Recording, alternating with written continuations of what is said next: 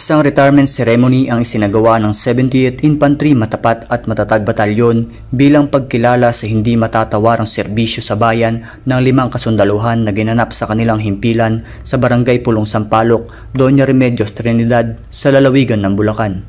Kabilang sa mga magsisipagretirong kasundaluhan ng 70 IB ay sina Master Sergeant Rito Singayan, Master Sergeant Hubito Bunagan, Staff Sergeant Eman Udaundo, Sergeant Charlie Magne Castrense at Sergeant Raymond Gabriel.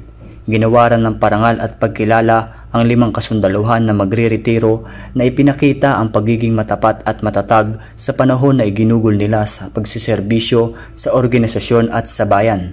Kasabay nito ay nagsagawa rin ang Matapat at Matatag Batalyon ng Donning of Ranks para sa 103 kasundaluhan na napromote sa kanilang kasunod na mas mataas na ranggo.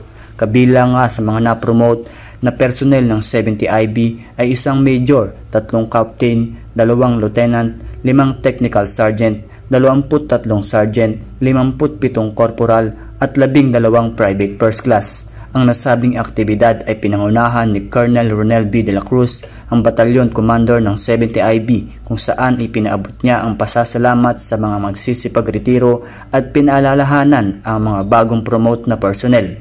Ang aktibidad ay nagpapakita ng kahusayan at dedikasyon ng bawat isang kawal Pilipino ng 70 IB na handang ialay ang sarili upang makapagserbisyo at mapanatili ang kapayapaan ng ating bayan. Mula dito sa Bulacan, ako si Rene Boy Palapal, ang inyong kaugnay.